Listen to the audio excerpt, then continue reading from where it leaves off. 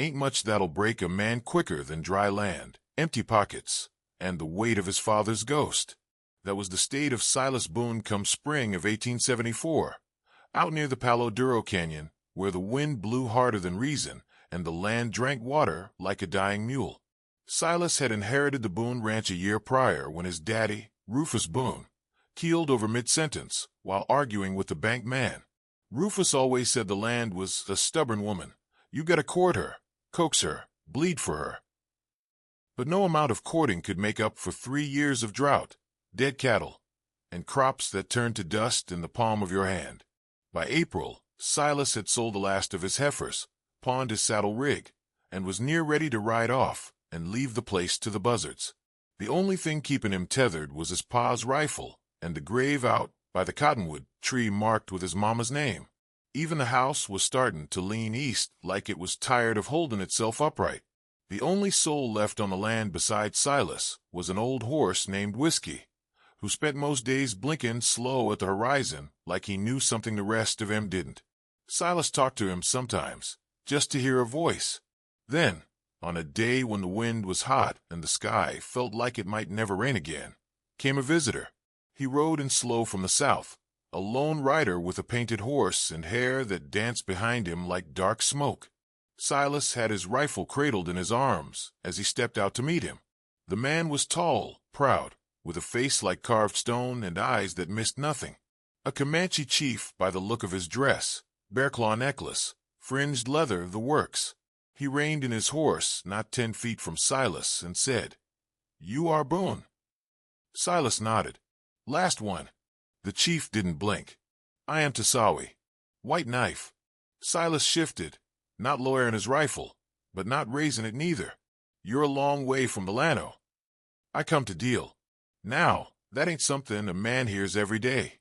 Not from a Comanche chief. Not after all the years of blood and border skirmishes. Silas frowned. "I got nothing left to deal, friend." Tosawi swung down from his horse, like water pouring from a jug. "You have land, and I have 7 daughters." Well now, that was a statement to hang a hat on. Silas blinked. Thought maybe the sun had gotten to him. "Come again?" he asked slow. Tosawi looked him square in the eye.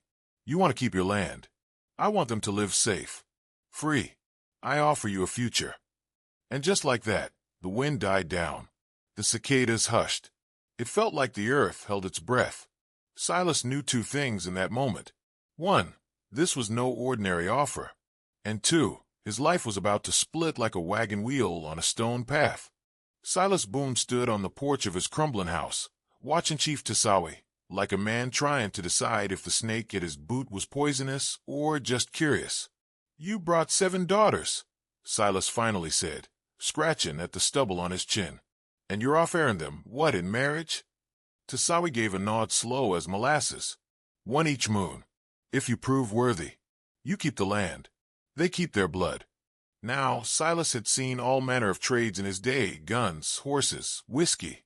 Even a man once tried to sell him the rain. But this was something out of a fever dream. "Why me?" Silas asked, not accusing, just wondering. Tosawi stepped forward, his moccasins whispering against the dust. "Because you are a man with nothing. That makes you dangerous. And honest. My daughters need both." Silas swallowed hard. It wasn't every day a man found himself face to face with destiny wearing buckskin and riding a paint. They walked together to the shade of the barn.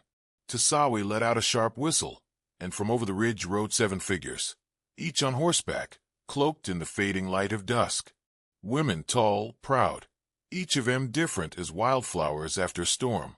They wore dresses stitched with beads and leather, feathers in their braids, and eyes like the prairie sky, deep, unreadable. The first one, he said, was a yoka, meaning she brought happiness. She rode a white mare with eyes as blue as creek ice. She didn't smile, but her gaze landed on Silas and stayed there, firm as a fence post. Tosawi said she was the eldest, strong of will and spirit, skilled in tracking and horsebreaking. Silas felt the ground shift under his boots. This wasn't about marriage. This was about survival. Each daughter brought a skill, a strength, something vital. And Silas, with his busted fences and broken heart, had nothing but a name and a patch of dead soil. That night, as the stars blinked down through a sky as black as fresh coffee, they sat round a fire. Ayoka spoke little, but she moved with the grace of someone who didn't waste time or words. She offered Silas a carved bowl filled with smoked meat and beans. He ate in silence, thinking. Tosawi sat across from him, firelight dancing in his weathered face. "One moon," he said again. "You treat her with honor. You listen more than you speak, and you do not touch her unless she chooses. If she stays at the end, you are worthy. If not, I take the others, and your land dies with you." Silas looked at Ayoka then, her profile sharp, proud, ancient as the canyon walls, and nodded. "I'll try," he said. "Don't try," Tosawi said, rising. "Survive." And with that, the old chief vanished into the night, leaving his daughter behind and Silas Boone to wonder whether he'd just made a deal with hope or ruin. Ayoka didn't unpack, not at first. She set her satchel near the door of Silas's worn cabin, then took to sleeping in the hayloft with her horse. Said she preferred the smell of animals to men she didn't yet trust. Silas couldn't rightly blame her. He'd spent enough time alone that even his own voice sounded foreign. Still, he fixed her a space near the hearth, left water in a basin, and cooked up what little he had, a tin of beans and some dry cornbread. She didn't thank him, but she didn't turn her nose up at it neither. Next morning, before the rooster even thought of crowing, she was up. Silas found her barefoot in the field, crouched low, fingers in the soil. "This ground's thirsty," she said, "but not dead." "Feels dead," Silas muttered, looking out over the brittle rows where corn once stood proud. She shook her head. "You just ain't been listening to it." For the next few days, Ayoka worked the land like she was coaxing an old mule. She taught Silas how to dig deeper, to read the roots, to track the worms and measure the wind by the song of grasshoppers. He followed her lead, sweat soaking his shirt, blisters opening on palms that hadn't seen this much labor in weeks. At night, she'd braid her hair by the fire, humming songs in a tongue older than the stars. Silas didn't ask what they meant. Some things were meant to be heard, not explained. One afternoon, he found her mending the fence line, sleeves rolled to her elbows, a knife at her hip. She moved like the prairie wind, quiet, sudden, full of intent. "You ever been married?" he asked, not knowing why the question slipped out. "No," she said without looking up. "Men talk too much." Silas laughed, the sound dry as dust. "Ain't that the truth?" But she glanced at him then, sharp as flint. "You listen better than most." It wasn't a compliment. It was a statement, and Silas felt it settle in his chest like a warm coal. That evening, a thunderhead loomed on the horizon. Silas stared at it, like a man watching salvation riding on horseback. Ayoka said nothing, but she stood beside him, hands on her hips, eyes fixed on the sky. When the rain came, it hit the land like a benediction, cold, steady, and honest. The kind of rain you remember. They stood in it, side by side, not speaking, just listening to the earth drink. Later, Silas found her sitting on the porch, wringing water from her braid. "You done more in a week than I did in a year," he said. She didn't smile. "You just needed reminding." As the moon waxed toward full, Silas felt something stir in him he hadn't known in years. Not love, not yet, but something close. Something like hope. But he remembered Tosawi's words. If she stays, you are worthy. He didn't dare ask what would happen if she left. The morning of the full moon, Ayoka was already saddled when Silas stepped out onto the porch. She didn't speak, just tipped her chin toward the hills. Tosawi was coming. He rode in alone at first, dark as a thunderhead against the rise. Then, from the east, another rider appeared, a girl not more than 20, riding a chestnut pony with feathers tied to its mane. Her name was Tala, Tosawi said, wolf, in the old tongue. Ayoka stood by while Tala slid down from her saddle. The sisters embraced with a tight, wordless understanding of kin who hadn't needed to talk in years. Then Tosawi turned to Silas. "She chose to stay," he said, nodding toward Ayoka. "You honored her. Now you must earn Tala." Tala wasn't like her sister. She laughed easy, smiled quicker, but there was a sharpness behind her eyes, a mischief that warned Silas she could get a man with her words alone if pressed. She explored the ranch like it was a book she'd already read once and wanted to check for errors. Found the busted well, the rusted plow, the half-mended chicken coop, and the coyote tracks near the barn. Place is falling apart, she said over supper, but it's got bones. Silas nodded. My pa said the same thing. That night, Tala whittled a small fox from a scrap of cedar. Pa used to say a man ain't measured by the land he owns, but how many varmints he keeps from stealing it. Silas chuckled. I reckon I'm in the negative then. She grinned and tossed him the carving. Then we best even the score. Next few days, Tala set traps along the edges of the field, patched holes in the henhouse, and strung dried peppers over the kitchen window. She moved like a storm, chaotic, quick, and impossible to ignore. Ayoka worked beside her, their rhythm smooth and natural, like wind through tall grass. Silas kept up best he could, learning when to speak and when to stay quiet, when to lift the plow and when to lift his eyes. One evening, after a long day of fence mending, Tala asked, Why'd you take the deal, Boone? 7 women, 7 moons. Seems like madness. Silas leaned against the post, staring at the horizon. Maybe it is, but I couldn't bury this land. My family's in it. Tala studied him a moment, then nodded once. Good enough. That night, rain fell again. Lighter this time. Gentler, but it brought with it the smell of green things, the promise of life waking up. As the moon began to wane, Silas found himself praying to something he didn't rightly believe in, that Tala would stay, that this odd, wild arrangement was more than just survival, that maybe, just maybe, he was becoming the kind of man worth staying for. By the second moon's end, the ranch looked less like a grave and more like a promise. The well was running again, the coop held eggs most mornings, and the corn rose, where nothing had grown in 2 years, began to show green shoots stretching toward the sky. Tala stayed. She didn't say it out loud, just didn't pack when Tosawi returned. He saw the way she stood beside Silas on the porch, hands on her hips, chin lifted like she'd built the house herself. He nodded, silent approval thick in the air, and turned to the next rider. The third daughter was named Naeli, which meant I love you in her people's tongue. She rode a pengelding, wore no jewelry, and kept a hawk perched on her saddle horn like it was a part of her. Naeli was the kind of quiet that listens harder than most folks ever talk. She said little that first day, just watched Silas with eyes that measured him like a carpenter checking for level. You don't talk much, Silas said as she tended to the garden, plucking weeds with fingers fast as a jackrabbit's. She shrugged. Most men talk enough for 2. He laughed, nodded, and let her be. That week, something changed in the air. Coyotes grew bold, slipping past the fence line even at dusk. One night, Silas heard a scream from the henhouse, ran out barefoot with his rifle half-cocked, found a single hen dead, its neck snapped clean. Tracks led off into the brush. By morning, Naeli had already tracked the prints, marked their path with small bundles of sage and twigs, and carved a notch into the fence post. They'll come again, she warned. Tonight. And they did.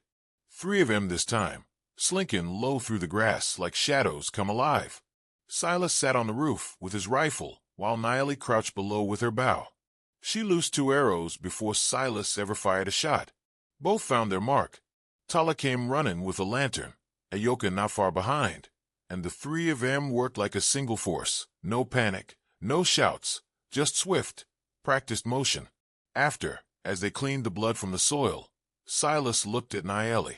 You didn't hesitate. She looked up, her face unreadable. Nothing worth keeping lives easy. A silence fell between them, deep and still. It wasn't romantic, least not yet, but it was real. Solid, like a stone fence after the first rain. Later, Tosawi returned.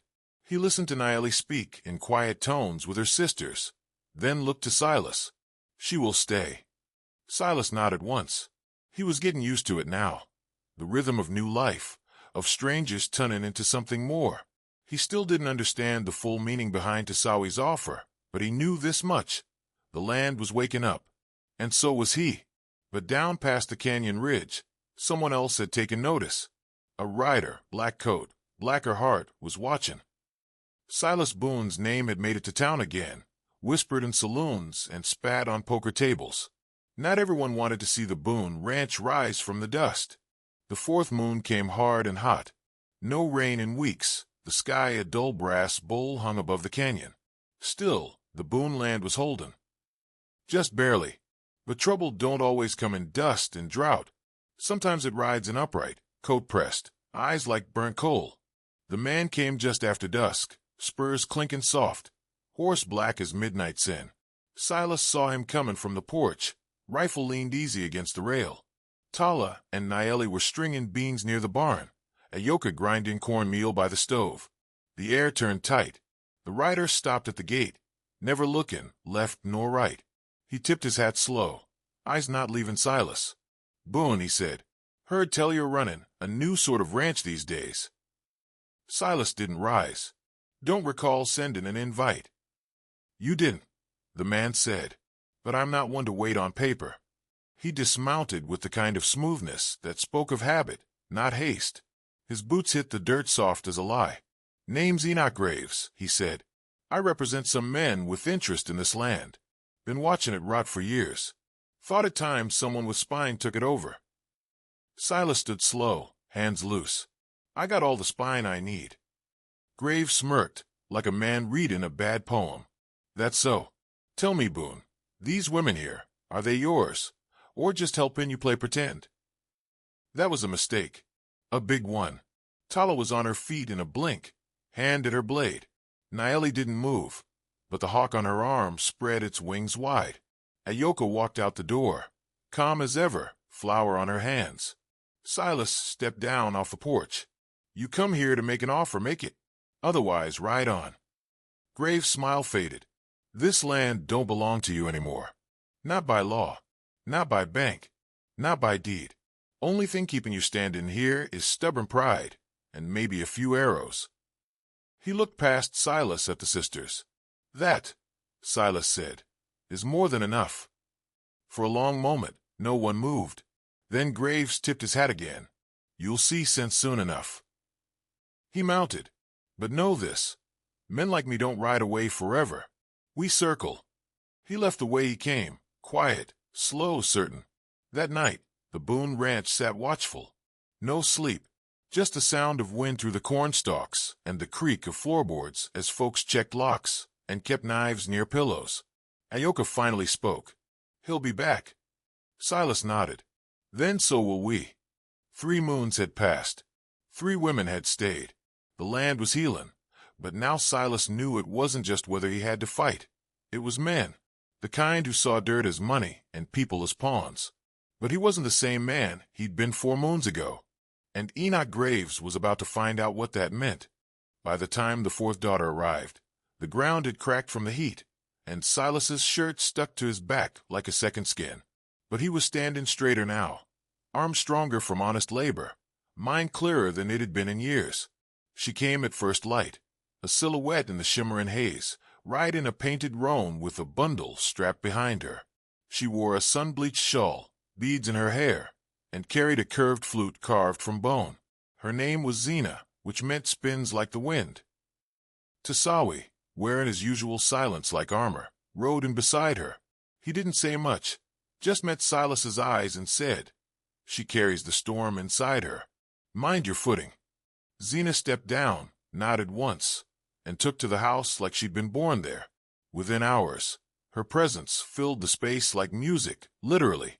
She played in the evenings, melodies that twined through the walls and softened even Ayoka's edges. But she was no idle songbird.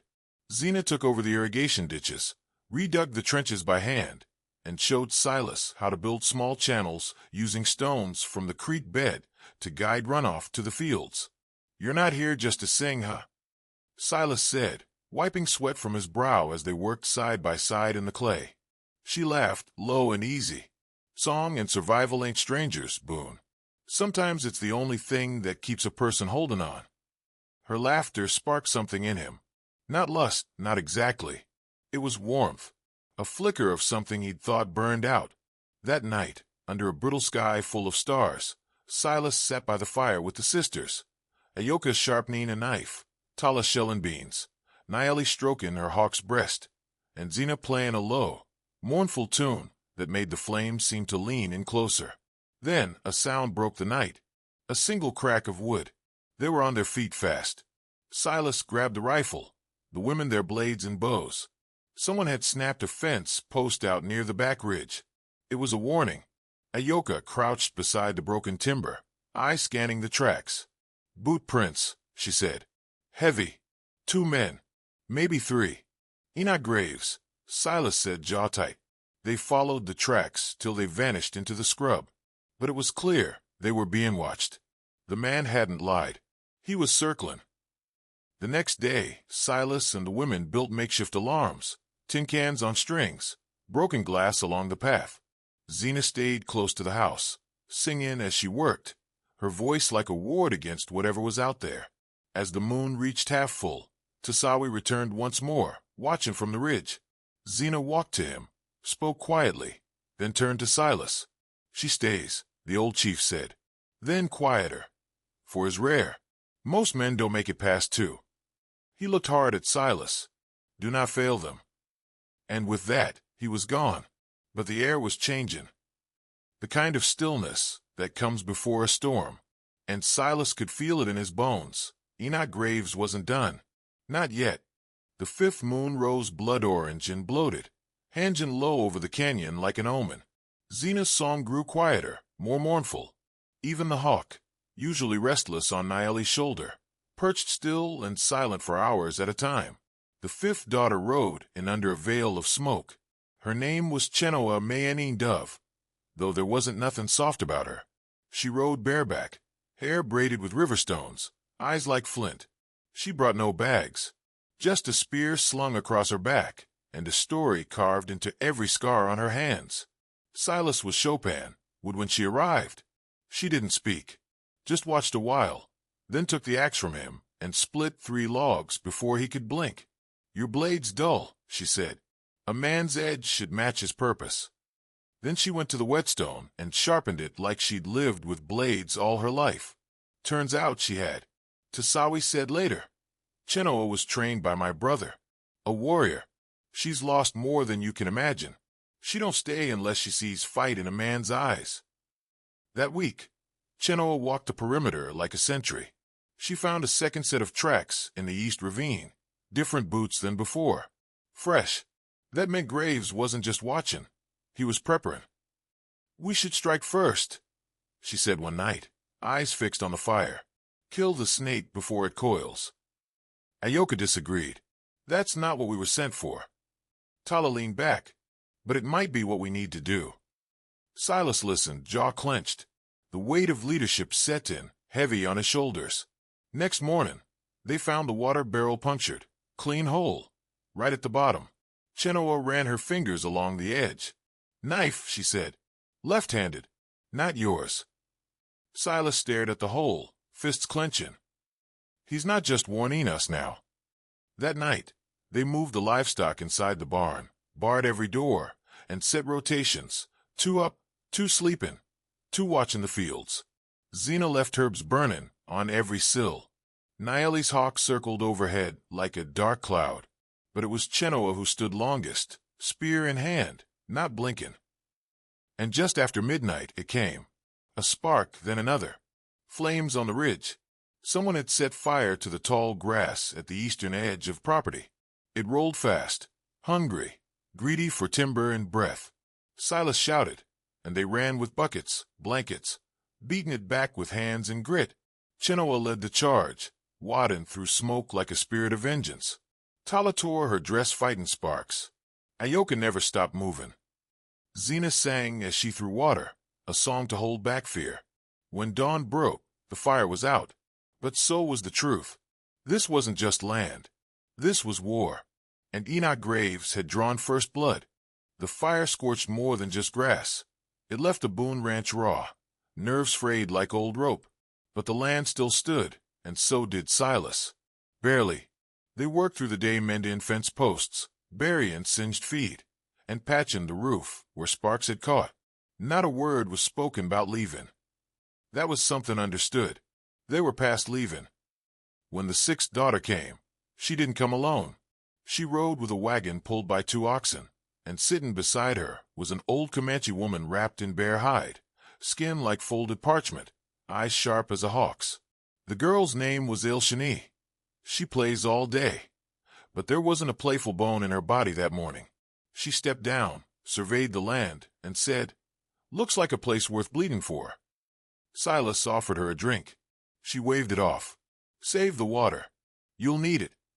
Ilshani was a healer, so Tosawi said.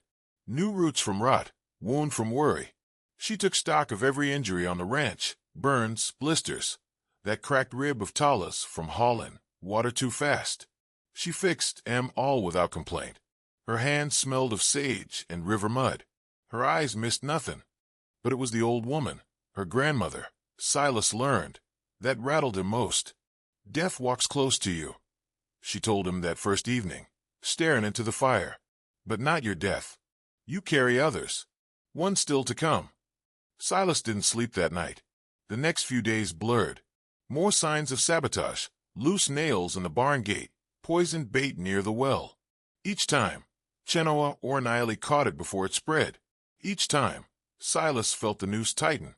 Then came the shot. It cracked through the midday heat like a thunderclap. Ilshani screamed.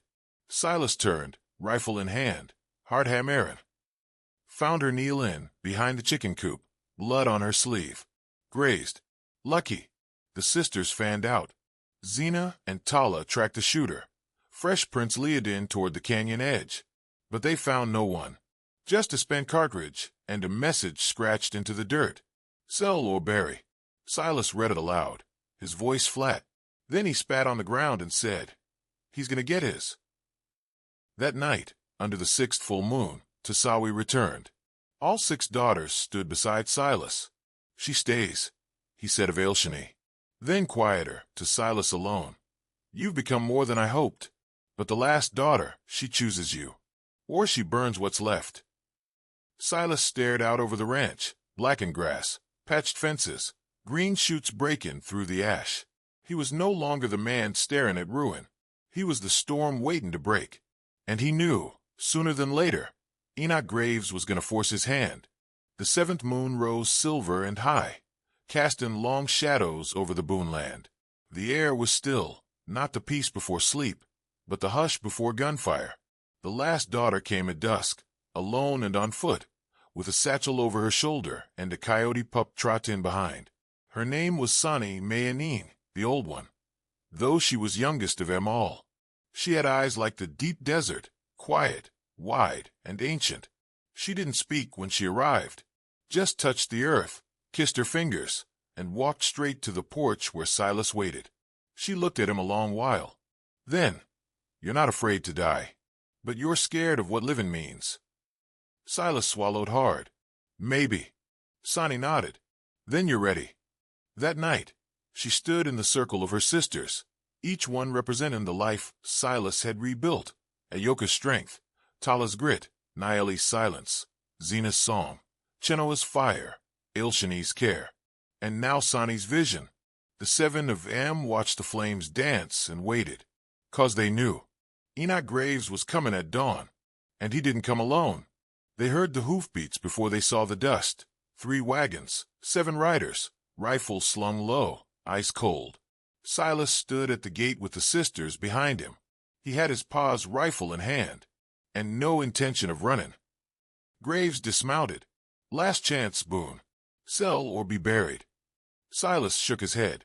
"You ain't earned either." Then the wind shifted. From the ridge came Comanche riders, dozens of them.